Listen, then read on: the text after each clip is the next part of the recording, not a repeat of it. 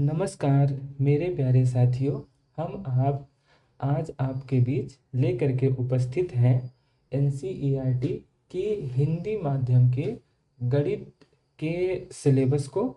और इसमें सभी सिलेबस को हिंदी में कवर किया जाएगा। और इस वीडियो को बनाने का सिर्फ एकमात्र उद्देश्य है कि जो विद्यार्थी कक्षा 11 में है और वो अपनी पढ़ाई हिंदी माध्यम से पूरी कर रहे हैं, तो उनके लिए यह गणित का विषय सरल से सरल तरीके से उनके तक पहुंचाई जा सके, यही एकमात्र इसका उद्देश्य है।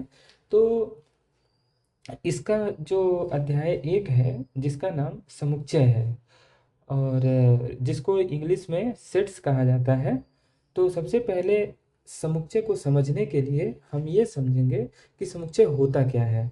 तो हम समझ सकते हैं, जैसे कि इसमें आप सामने लिखा हुआ देख सकते हैं कि समुच्चय होता क्या है कि किन्हीं भी प्रकार के संख्याओं, अक्षरों या वस्तुओं के समूह को प्रदर्शित करने का, जो कि किसी एक क्रम में हो या एक वर्ग में हो, उसका एक तरीका होता है। उस तरीकों को ही हम क्या कहते हैं? समुच्चय। अब ये तो हो गई परिभाषा। जैसे कि अगर हम उदाहरण के रूप में लेना चाहें तो हम ले सकते हैं कि जैसे कि अंग्रेजी वर्णमाला के जो स्वरों का एक समुच्चय बनाइए। तो आप देख सकते हैं कि इसमें जैसे एक समूह हमने बना दिया कि अंग्रेजी वर्णमाला के स्वरों का समुच्चय। तो आपको पता होगा कि अंग्रेजी वर्णमाला में कितने स्वर होते हैं? वो 5 होते हैं। तो उनको अगर हम मान लें कि वो जो वर्णमाला है वो उसका जो समुच्चय है उसको ए से प्रदर्शित कर रहे हैं। A B C D E F G H A to Z, हम किसी भी संख्या को अक्षर को मान सकते हैं कि ए बराबर। अब समुच्चय, अब इसमें 5 जो है अवयव हैं, ए ई आई ओ यू। तो कहने का मतलब ये हो गया अक्षर, मतलब ये सारे हो गए अक्षर। अब अक्षरों के समूह अब एक क्रम में हो या एक वर्ग के हों। तो इसमें क्रम तो इसको कैसे भी कर सकते हैं, ए से पहले ई को भी लिख सकते हैं, ई से बाद में आई को भी लिख सकते हैं, पर इसका एक वर्ग है। अब वर्ग कैसे है? जैसे कि ये सभी क्या है? एक अंग्रेजी वर्णमाला के सभी स्वर हैं, तो स्वरों का एक वर्ग बन गया। तो ये क्या हो गया कि एक वर्ग को प्रदर्शित करने लगा। अब दूसरा उदाहरण आपके सामने है, जैसे कि अगर हम लेना चाहें कि 1 से लेकर 9 तक की प्राकृतिक संख्याओं का समुच्चय। तो ये जो समुच्चय है 1 से लेकर के 9 तक की संख्याओं का, इसको मान लेते हैं, हम इसको b से दर्शाते हैं कि b एक समुच्चय है जिसके अंदर अवयव कौन कौन से हैं? 1 से लेकर के 9 तक की प्राकृतिक संख्याएं। तो 1 2 3 4 5 6 7 8 और 9।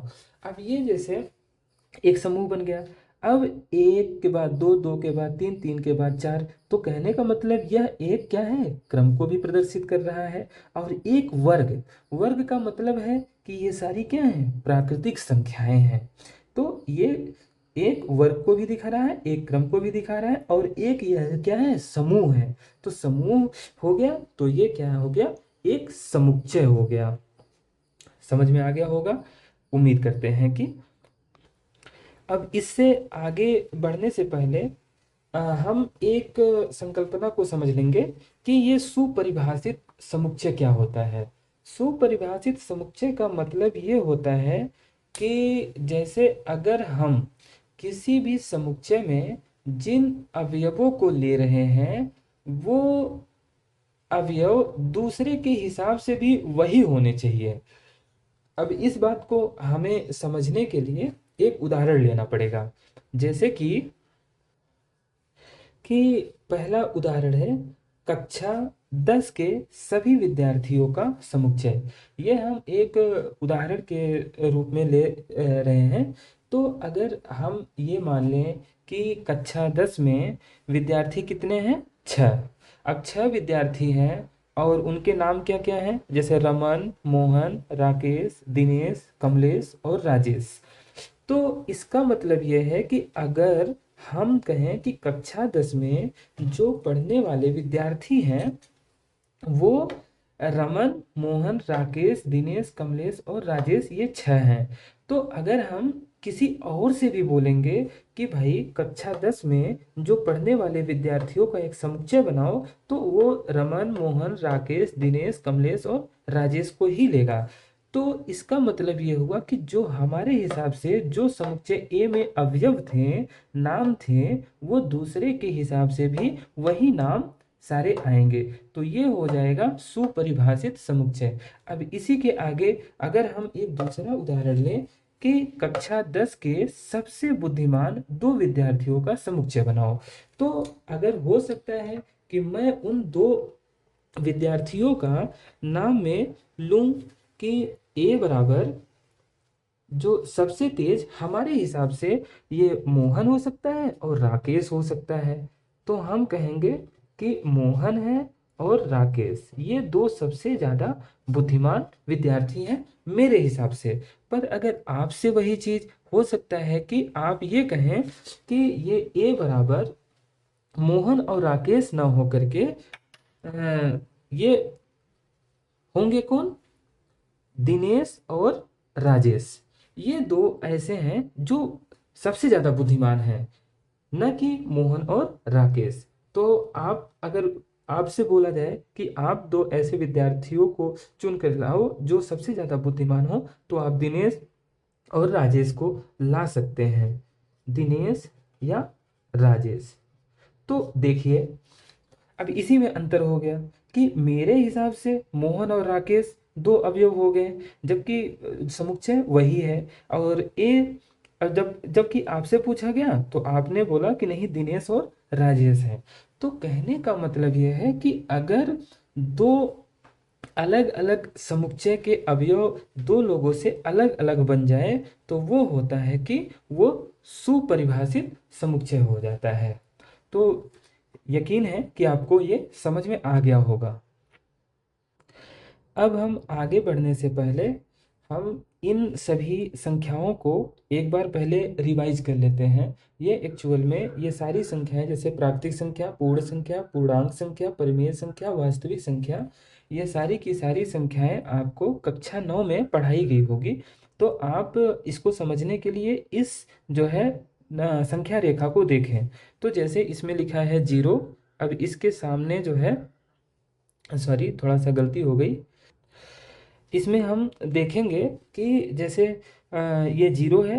अब 0 के दाहिनी तरफ हम अगर जाते हैं तो 1, 2, 3, 4, 5, 6, 7 और अनंत तक संख्याएं आपको मिल जाती हैं। जब इसके हम बाईं तरफ जाते हैं तो -1, -2, -3, -4, -5 और -6 और अनंत तक हो सकती हैं।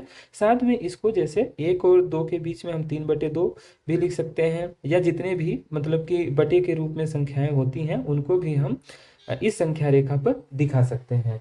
तो अब इसमें क्या है कि नेचुरल नंबर क्या होता है। नेचुरल नंबर को आपको पता है कि नेचुरल नंबर वो होता है जब हम 1 से लेकर के अनंत तक की धनात्मक संख्याओं को लिखते हैं, तो वो होता है हमारा नेचुरल नंबर या प्राकृतिक संख्याएं। 1, 2, 3, 4, 5, 6, 7 और ये अनंत तक होकर के जाती हैं। अब वैसे ही पूर्ण संख्या क्या होती है, हाँ, नेचुरल नंबर को हम n से प्रदर्शित करते हैं, और ये n और ये जो W, Z, Q और R है, ये हमारा आगे अभ्यासों में सवाल को हल करते समय उपयोग में आता रहेगा। इसलिए कि ये संख्याएं क्या हैं, इसलिए हम आपको बता रहे हैं। तो पूर्ण संख्या का मतलब होता है whole number. Whole number means जब हम इन प्राकृतिक संख्याओं में 0 को भी ऐड, समूह, ये एक समूह बन गया ना, समूह में हम 0 को भी शामिल कर दें तो वो हमारा क्या हो जाता है, पूर्ण संख्या है। जैसे कि अब 0 से 0 शुरू करेंगे, 0, 1, 2, 3, 4, 5, 6, 7 और 8 ऐसे करके अनंत तक। अब पूर्णांक क्या होता है जिसको हम जेड से डिनोट करते हैं। तो पूर्णांक का मतलब ये होता है कि जब हम इन 0 के साथ में माइनस वाली संख्याओं को भी शामिल कर लेते हैं, मतलब -1, -2, -3, -4, -5, -6, -7 और अनंत तक, तो वो संख्याएं हो जाती हैं पूर्णांक संख्याएं। तो इसको जैसे डैश डैश डैश -5 से शुरू करके -4, -3, -2, फिर -1, 0, 1, 2, 3, 4 और अनंत तक। तो कहने का मतलब यह है कि जब हम माइनस वाली संख्याओं को या ऋणात्मक संख्याओं को भी इस समूह में शामिल कर लेते हैं, तो वो हो जाती है हमारी पूर्णांक संख्याएं, जिसको हम जेड से दिखाते हैं।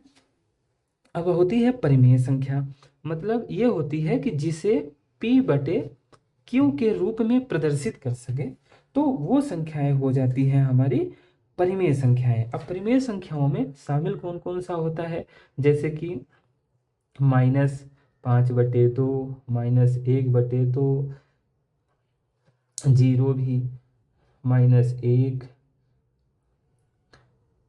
2/3, 3, 4, 5, 7/2 इट्सेट्रा। मतलब कि अब जहाँ पर इसकी वैल्यू 0 नहीं हो सकती है, मतलब q का मान 0 हम ले ही नहीं सकते हैं, तो ऐसी संख्याओं को हम क्या कहते हैं कि परिमेय संख्याएं हैं। मतलब कि जिसे p बटे q मतलब बटे के रूप में भी प्रदर्शित कर सकते हैं, उनको हम परिमेय संख्याएं कहते हैं। अब सवाल आ रहा होगा दिमाग में कि ये तीन तीन तो p बटे q के रूप में नहीं है, लेकिन हम 3 को बटे 1 कर सकते हैं, जहाँ पर 1 0 नहीं है, मतलब q का जो मान है वो 0 नहीं हो सकता है, वो 1 के अलावा कुछ भी हो सकता है, 0 के अलावा कुछ भी हो सकता है, तो वो क्या हो जाती है हमारी परिमेय संख्याएं। अब इसी में एक अपरिमेय संख्याएं भी होती हैं, जिनको हम p बटे q के रूप में प्रदर्शित नहीं कर सकते हैं, उनको कहते हैं हम अपरिमेय संख्याएं। अब इनको जो है हम अंडर रूट के रूप में प्रदर्शित करते हैं, जैसे कि √2, √3, √4, 5, √6 एट्सेट्रा। ये ऐसे ही बहुत सारी संख्याएं होती हैं जिनका हम वर्गमूल नहीं निकाल पाते, तो उनका हमारा क्या होता है, अंडर रूट के रूप में दिखाते हैं, तो ये p बटे q के रूप में नहीं है। तो ऐसी संख्याओं को हम क्या बोल सकते हैं कि ये अपरिमेय संख्याएं हैं। अब जो है वास्तविक संख्याएं, वास्तविक संख्याओं का मतलब होता है कि जब इन जो इसके पहले परिमेय संख्याएं पढ़ें और साथ में ये वाली संख्याएं, ये वाली संख्याओं को मिला करके जब हम एक समूह बनाते हैं, तो उस समूह को कहते हैं वास्तविक संख्या। अब वास्तविक संख्या में जैसे -2/3 भी शामिल होगा, 5 भी शामिल होगा, -3 भी शामिल होगा, 2 भी शामिल होगा, √11 भी शामिल होगा, -1/3 भी शामिल होगा, 5/7 भी शामिल होगा। तो कहने का मतलब यह है कि जितनी प्रकार की संख्याएं होती हैं, वो सारी की सारी संख्याओं के समूह को हम कहते हैं कि वो एक वास्तविक संख्या है।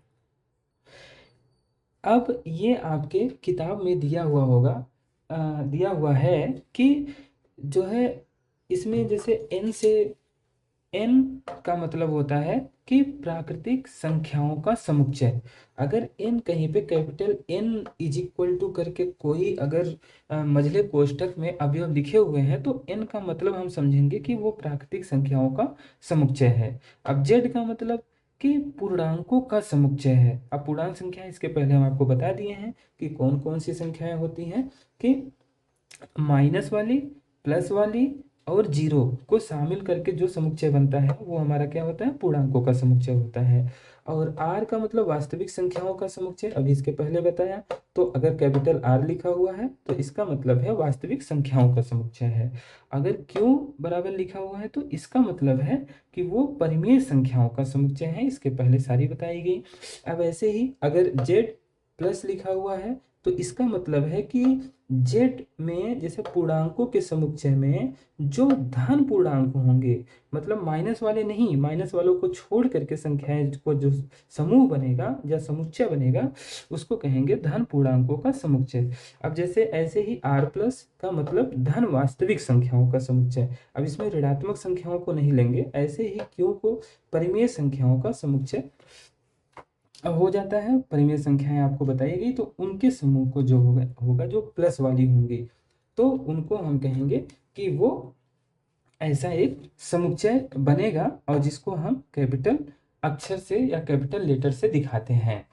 इसके बाद हम आपको बता दें कि जो समुच्चय होता है, जैसे कि उदाहरण लेते हैं, ये दो उदाहरण आपके सामने हैं कि एक है कि n बराबर, n मतलब नेचुरल नंबर या प्राकृतिक संख्या है, जिसमें संख्याओं का एक समुच्चय है। तो इसमें हम समुच्चय में लिखेंगे 1 2 3 4 5 6 7 8 तक, उसके बाद अनंत तक। अब इसमें तो जैसे ये हो गया समुच्चय, और इसको कहते हैं समुच्चय के अवयव। ये क्या है? समुच्चय के अवयव हैं। और ये क्या है? ये समुच्चय।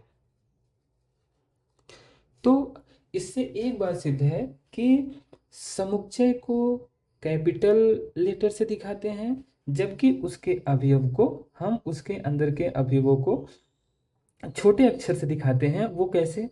ये है, जैसे कि अब इसमें तो था कि 1 2 3 4 ये तो अंक थे, तो इसमें छोटा और बड़ा की तो कोई बात ही नहीं थी।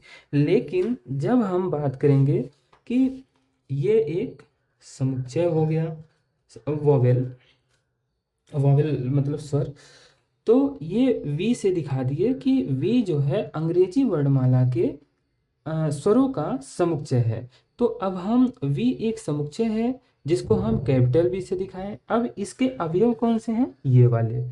तो इन अवयवों को ध्यान रखना है कि जब कभी लिखते समय हम इनके अवयवों को स्मॉल लेटर में लिखते हैं, ठीक है, तो मतलब छोटे अक्षरों में लिखेंगे।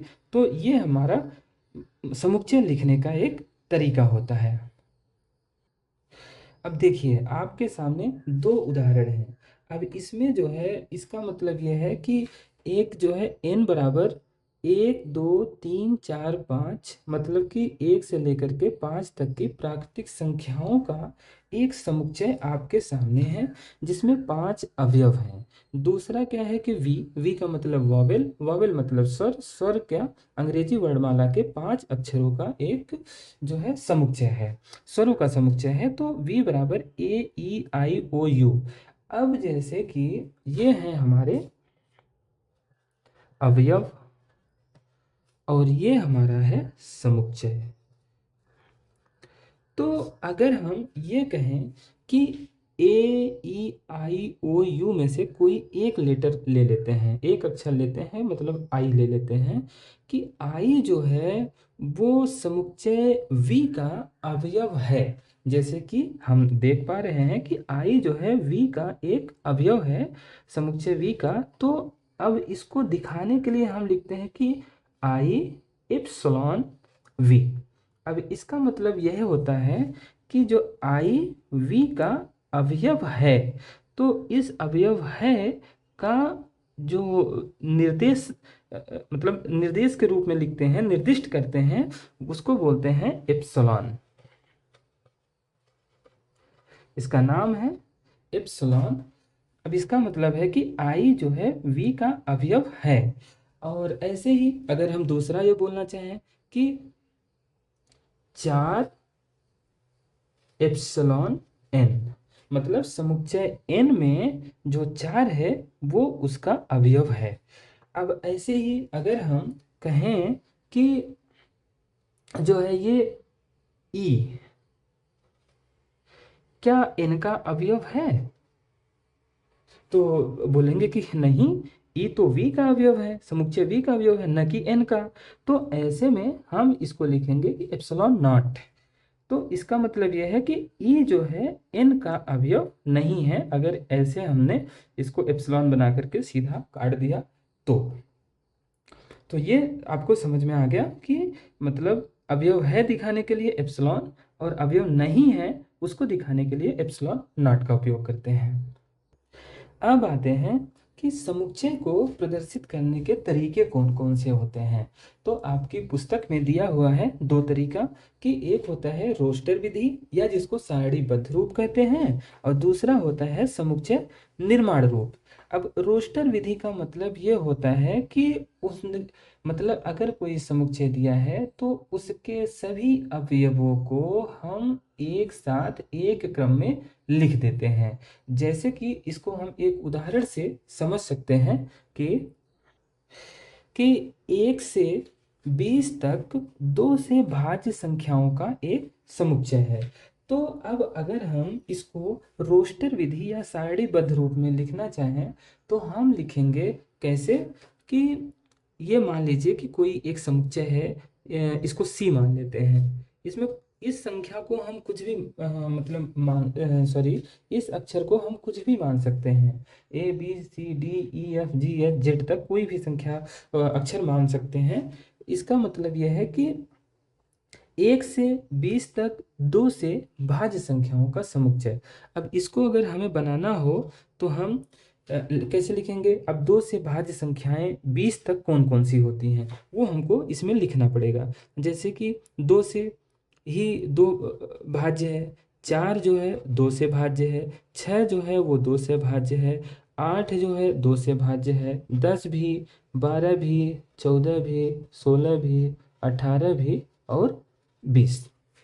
इसका मतलब ये है कि अब देखो, ये हमारा जब हम इसको एक क्रम में वो सारी अवयवों को लिख दिया तो ये हमारा क्या हो गया? एक रोस्टर विधि या सारणीबद्ध रूप। तो इसको हम अ, कह सकते हैं कि यह एक सारणीबद्ध रूप है। अब दूसरा, अगर हम ये देखना चाहें कि अब इसी को अगर हम समुच्चय निर्माण विधि में लिखना चाहें तो हम कैसे लिखेंगे? अब ये एक अवयव है।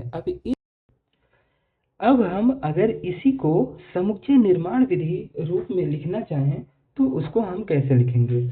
इसमें जैसे कि ये सारे अवयव हैं तो इनमें से कोई भी अवयव हम ले सकते हैं, उनको हम मान लेंगे कि वो x है या y है या z है, कुछ भी। तो अगर हम इसको समुच्चय निर्माण विधि में लिखना चाहें तो ऐसे लिखेंगे कि x सच दैट x 2 1 से 20 तक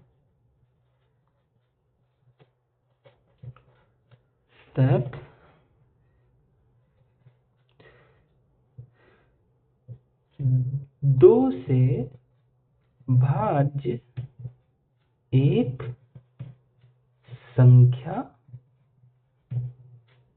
है। अब इससे हमको क्या समझ में आ रहा है कि 1 से 20 तक 2 से जो भाज्य संख्याएं हैं उसमें 2 भी, 4 भी, 6 भी, 8 भी, 10 भी, 12 भी, 14 भी, 16 भी, 18 भी और 20 भी।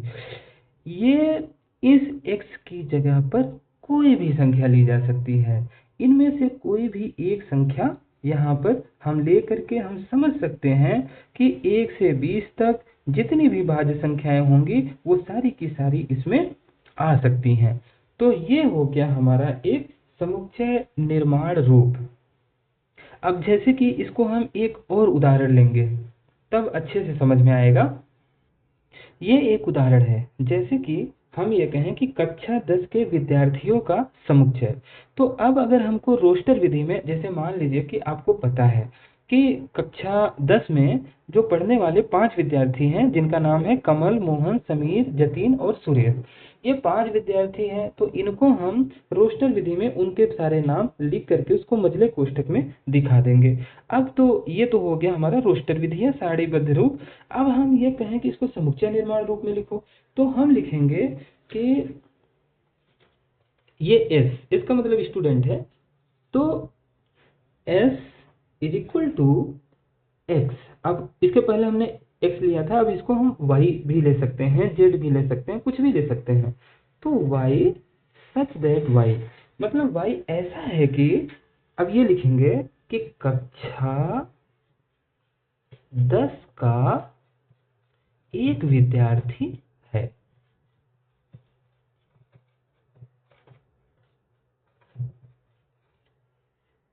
समझ में आ गया होगा कि ये जो है मतलब ये हो गया एक समुच्चय निर्माण विधि। अब जैसे कि कक्षा 10 का एक विद्यार्थी है, अब वो एक विद्यार्थी y की जगह पर हम इसमें से कोई भी, यहाँ से लेकर के यहाँ तक के हम किसी भी, कमल को भी ले सकते हैं, मोहन को भी ले सकते हैं, समीर को भी ले सकते हैं, जतिन को, सुरेश को। कहने का मतलब इन सारों को एक बार में ही वाई के द्वारा हमने डिनोट कर दिया और लिख दिया कि वो कक्षा 10 का एक विद्यार्थी है। अब इस वाई की जगह पर हम किसी को भी ले सकते हैं। अब वो जो किसी एक बंदा आएगा वो क्या होगा, कक्षा 10 का एक विद्यार्थी होगा। तो ये था आपका समुच्चय निर्माण रूप। ये रोस्टर जो विधि होती है, इसमें एक पॉइंट हमेशा याद रखने की जरूरत है कि रोस्टर विधि में जब हम किसी समुच्चय के अवयवों को लिख रहे होते हैं तो उसमें किसी भी अवयव की पुनरावृत्ति नहीं होती, मतलब उसको हम दोबारा से नहीं लिख सकते हैं। जैसे कि हम एक उदाहरण से समझेंगे कि रामायण, ऐसे लिखेंगे कि रामायण के अक्षरों का समुच्चय।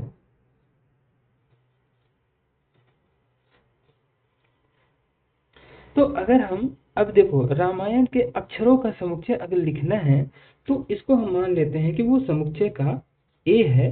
तो ए को हम रोस्टर विधि में क्या लिखते हैं कि सारे अवयवों को हम क्रम से लिख देते हैं। तो जैसे अब है, इसमें है आर, ए, एम, वाई और एन, ये मतलब कि 5 अक्षर हैं, पर इसमें 3 बार ए ही आया हुआ है। तो क्या हम तीनों बार ए को लिखेंगे? जी नहीं। रोस्टर विधि में यही एक ध्यान रखने वाली बात है कि इसमें हम लिखेंगे आर, ए, एम, वाई और एन। मतलब कि इसमें जो है, जो अक्षर ए था उसकी पुनरावृत्ति 3 बार तो हो रही थी, पर हमने 3 बार न लिख करके सिर्फ एक बार लिखा है। ठीक है, अब हम आते हैं अपने सवालों पर। तो ये प्रश्नावली 1.1 है। इसका पहला सवाल है कि निम्नलिखित में से कौन से समुच्चय हैं, अपने उत्तर का आप औचित्य भी बताइए। तो देखिए, जैसे कि अब जे से प्रारंभ होने वाले वर्ष के सभी महीनों का संग्रह। तो अब ये, अब हमको पता है कि अगर हम मान लें कि वो जो महीने होते हैं उनको हम एम से डिनोट कर दें, तो हमारे पास ये जो समुच्चय बनेगा, एक तो बनेगा जनवरी, फरवरी नहीं, मार्च नहीं, अप्रैल नहीं, मई नहीं, जून बनेगा, जुलाई बनेगा, उसके बाद अगस्त, सितंबर, अक्टूबर, नवंबर, दिसंबर।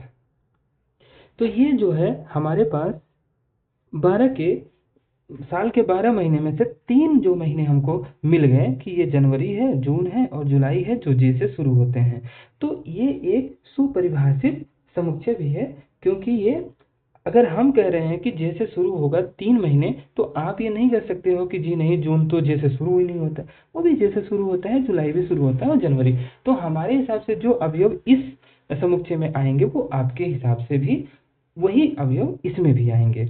अब यही बात दूसरे पर आप सोचिए कि भारत के 10 सबसे प्रतिभाशाली लेखकों का समुच्चय।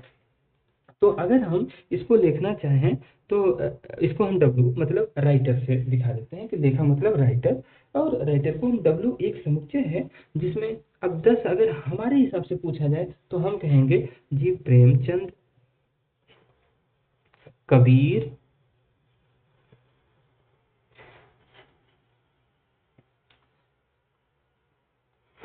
प्रसाद, निराला, महादेवी, ऐसे करके हम 10 का नाम गिनाते हैं। पर अगर अब हम ये पूछें कि आपके हिसाब से कौन कौन से होंगे, तो आप कहेंगे कि नहीं, कबीर तो कवि हैं उनको लेखक कैसे कह सकते हैं? प्रसाद तो बहुत अच्छे नहीं हैं। निराला हो, आप बोलेंगे कि निराला, अरे इनकी कविता तो पढ़ करके हमको गुस्सा आ जाती है।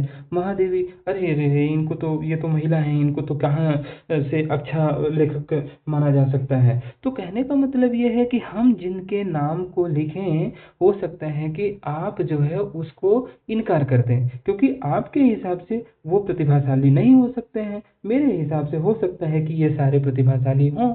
तो यह एक सुपरिभाषित समुच्चय नहीं है, तो हम इसको कहेंगे कि यह एक समुच्चय नहीं है, क्योंकि यह सुपरिभाषित नहीं है।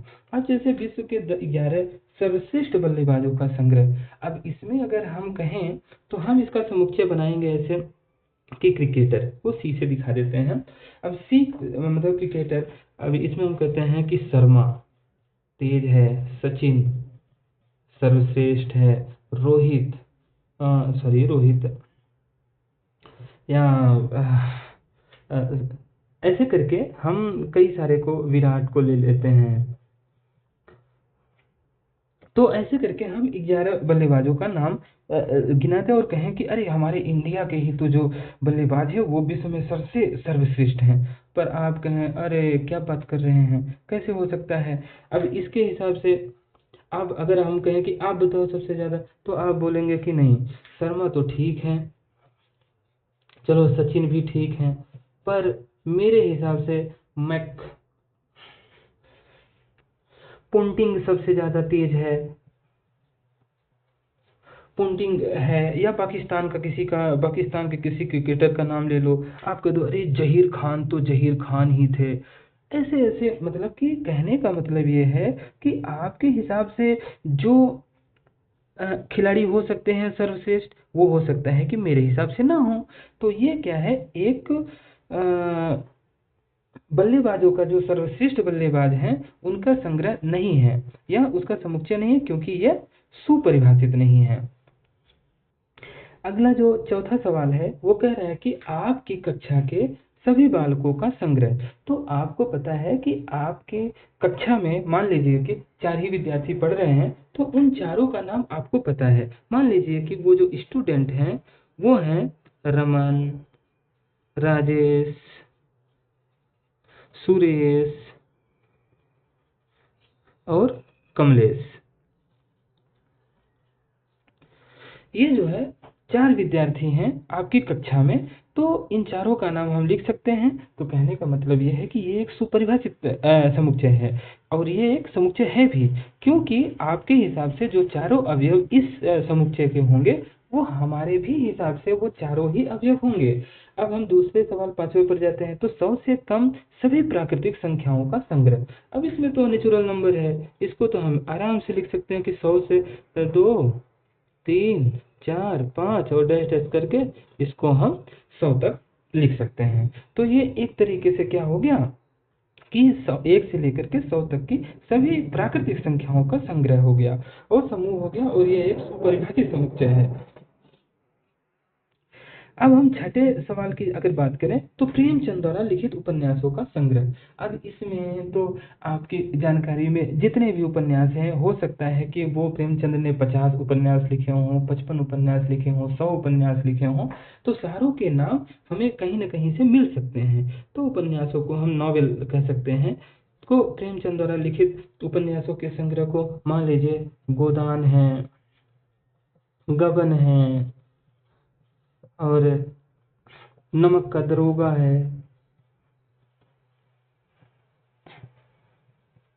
ऐसे करके बहुत सारी उपन्यास उन्होंने लिखा। तो उन सारों का जो मतलब कि लिख करके हम जो समुच्चय बनाएंगे, वो एक सुपरिभाषित समुच्चय होगा, क्योंकि उनकी जो संख्या होगी या उनके जो अवयव होंगे, जो हमारे हिसाब से होंगे वो आपके भी हिसाब से होंगे।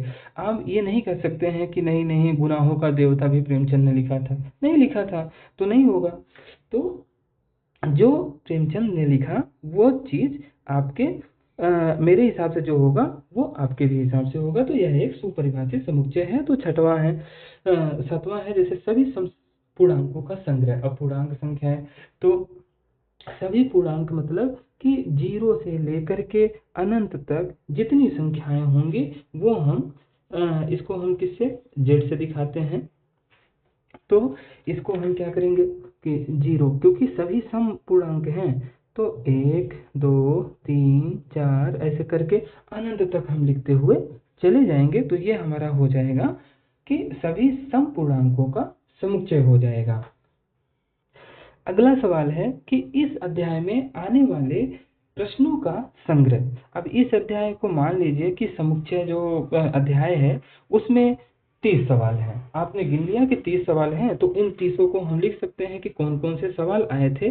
तो उन सवालों का संग्रह हम बना सकते हैं कि वो क्या है कि मान लीजिए ए है, ए के सभी सवालों का समुच्चय मान लीजिए जितने भी होंगे वो हम इसमें लिख लेंगे। अब ऐसे यह एक सुपरिभाषित समुच्चय है, क्योंकि जो हम कहेंगे कि ये सवाल अध्याय 1.1 में या समुच्चय में है, तो आप ये नहीं कह सकते कि नहीं नहीं ये तो दूसरे चैप्टर का है। अब हम 9वें पे जाते हैं कि विश्व के सबसे अधिक खतरनाक जानवरों का समुच्चय। अब ये एक सुपरिभाषित समुच्चय नहीं है। क्यों नहीं है? मान लीजिए कि मैं ये बोलूं कि बी बराबर, अब सबसे खतरनाक मैं बोलूं कि शेर होता है, उसके बाद चीता होता है, फिर उसके बाद बाघ होता है। अब उसके बाद बस बता दें कि ये सबसे अधिक खतरनाक है। अब हम आपसे पूछे कि आप बताओ कि सबसे अधिक खतरनाक कौन कौन से हैं। आप कहो ना, शेर तो ठीक है, चीता भी ठीक है, पर बाघ तो नहीं है। बाघ की जगह पर ये भेड़िया ज्यादा खतरनाक है। तो देखिए, आपका विचार हमारे जो हमने अवयव लिए उससे और आपके अवयव आपने जो अवयव लिए उससे अंतर हो गया ना, तो यह एक सुपरिभाषित नहीं है। तो यह एक समुच्चय नहीं है, पर ये है। अब दूसरा जो सवाल है वो कह रहा है कि मान लीजिए कि A बराबर एक समुच्चय है जिसके अवयव हैं 1 2 3 4 5 6। तो रिक्त स्थानों में उपयुक्त प्रतीक एप्सिलॉन अथवा एप्सिलॉन नॉट भरिए। एप्सिलॉन का मतलब अभी हमने बताया कि इसका मतलब होता है कि एप्सिलॉन अगर हम यहाँ पे भरें तो मतलब ये होता है कि ये जो है अवयव इस समुच्चय का वो अवयव है। तो हम इसमें से देखेंगे कि किसमें ये जो अवयव दिए गए हैं वो समुच्चय ए में हैं। जैसे एक समुच्चय है, इसके 5 ये अवयव दिए हैं, 1 से लेकर के 6 तक की संख्या है। तो 5 हम देखेंगे इस समुच्चय में है, बिल्कुल ये है। तो ये हमारा क्या होगा? एप्सिलॉन, मतलब 5 समुच्चय ए का अवयव है।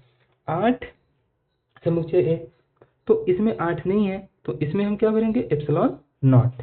अब ये 0, क्या इसमें 0 है? नहीं है, तो ये क्या है? Epsilon not. अब 4 इसमें है, बिल्कुल है, तो इसको हम कहेंगे कि एप्सिलॉन, मतलब 4 समुच्चय ए का अवयव है। 2 बिल्कुल ये है, तो इसको हम कहेंगे एप्सिलॉन ए, मतलब 2 एप्सिलॉन ए। और 10 इसमें नहीं है, तो ये क्या होगा? Epsilon not. अब देखिए, तीसरा जो सवाल है वो ये है कि निम्नलिखित समुच्चयों को रोस्टर रूप में लिखिए। जिसका पहला सवाल है कि ए एक समुच्चय है जिसमें x सच दैट x एक पूर्णांक है, और जो वो पूर्णांक होगा x की जो मतलब वो जो समूह बनेगा उसमें जो संख्याएं होंगी वो -3 से बड़ी होनी चाहिए और 7 से छोटी होनी चाहिए। मीन्स यक्स जो है वो -3 से बड़ा है पर 7 से छोटा है। अब इसको हम रोस्टर रूप में लिखें, या रोस्टर विधि, तो इसमें हम लिखेंगे a इज इक्वल टू, इसके अवयव कैसे बनेंगे? इसके अवयव बनेंगे कि अब देखो, पूर्णांक का मतलब क्या होता है? पूर्णांक में आती हैं माइनस वाली संख्याएं, 0 और प्लस वाली संख्याएं। तो -3 से बड़ा कौन होता है? -2। उससे बड़ा कौन होता है? -1। फिर उससे बड़ा कौन होता है? 0। फिर उससे बड़ा 1 2 3 4 5 और 6। क्योंकि 6 के बाद हम 7 ले नहीं सकते हैं, क्योंकि जो x की वैल्यू है ये x, इस x की जगह पे ये इनमें से कोई भी एक आ सकता है। ऐसा नहीं कि मतलब ये सारे आ तो सारे सकते हैं, पर इनमें से किसी एक को भी डिनोट कर सकते हैं और सारों को भी डिनोट कर सकते हैं। इसका मतलब कि ये हो गया रोस्टर विधि। दूसरा सवाल दिया है कि एक बी समुच्चय है जिसमें x सच दैट x संख्या 6 से कम एक प्राकृतिक संख्या है। तो अगर हम इसको रोस्टर विधि में लिखना चाहें तो b इज इक्वल टू ऐसे लिखेंगे। अब 6 से प्राकृतिक संख्या शुरू कहाँ से होती है? 1 से। 1 से लेकर के 1 2 3 4 5 6 7 8 तक सारी की सारी। अब हम लिखेंगे क्या कि 6 से वो कम होनी चाहिए, तो कौन सी होंगी? 1 होगा, 2 होगा, 3 होगा, 4 होगा, 5, बस। क्योंकि अगर 6 लिखेंगे तो उसमें बोला है कि 6 से कम होनी चाहिए, तो ये हमारा हो गया क्या? एक रोस्टर विधि। अब इसमें जैसे कि तीसरा सवाल है कि c is equal to x such that x 2 अंकों की ऐसी संख्या है जिसके अंकों का योगफल 8 है। तो ऐसी कौन कौन सी संख्याएं हैं जिनके अंकों का योगफल 8 हो और उन्हें मिला करके अगर हम संख्याएं बनाएं तो वो बन जाएं क्या? मतलब वो 2 अंकों की संख्या हो और उनके अंकों को जोड़ दे तो वो 8 आ जाए। जैसे कि एक होता है 17, 7 और 1 8। अब ऐसे ही 2 और 6, 6 2 8 होता है। ऐसे ही 6 और 2 मतलब 62। ऐसे ही ये 7 और 1 को 7 और 1 ऐसे बनाते हुए हम कई संख्याएं लिख सकते हैं, जैसे कि 35 और 53, उसके बाद 44, उसके बाद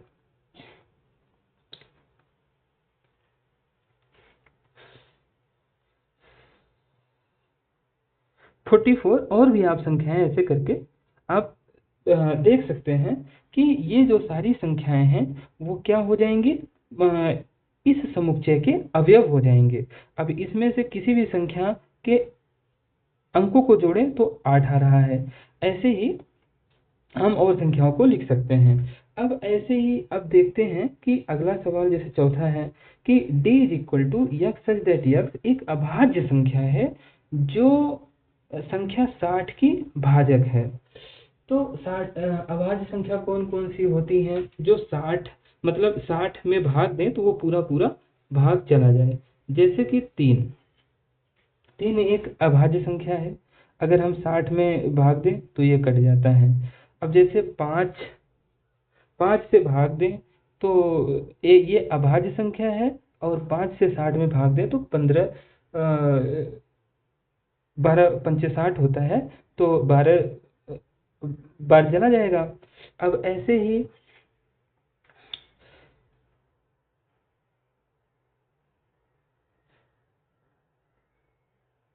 आप ऐसे ही और संख्याओं को सोच सकते हैं। तो ये एक क्या हो गया? मतलब कि ये इसका रोस्टर विधि हो गई। अब ऐसे ही अब जैसे कि 5वां सवाल दिया है कि E is equal to trigonometry के सभी अक्षरों का समुच्चय। अब इसको रोस्टर विधि में लिखना हो तो कैसे लिखेंगे? पहले तो इसमें ध्यान रखना है कि जो भी अक्षर रिपीट होगा उसको दोबारा से नहीं लिखेंगे। तो जैसे T हो गया, R हो गया, I हो गया, G हो गया, O हो गया, N हो गया। अब डबल बार ओ आ गया तो इसको नहीं लिखेंगे। M हो गया, E नहीं है तो E लिखेंगे। T दोबारा आ गया तो नहीं लिखेंगे। Y R भी दोबारा आ गया तो नहीं लिखेंगे और ये Y हो जाएगा। तो ये हो जाएगा आपका रोस्टर विधि। अब ऐसे ही छठा सवाल को F इज इक्वल टू दिया है BETTER। अब इसको हमें अगर रोस्टर विधि में लिखना हो तो कैसे लिखेंगे? पहले B लिखेंगे, फिर E लिखेंगे, T लिखेंगे। डबल T आ गया 2 बार तो इसको हम एक ही बार लिखेंगे। E भी 2 बार आ गया तो नहीं लिखेंगे और ये R हो जाएगा। अब इसके आगे हम दूसरे वीडियो में पढ़ेंगे। धन्यवाद, थैंक यू।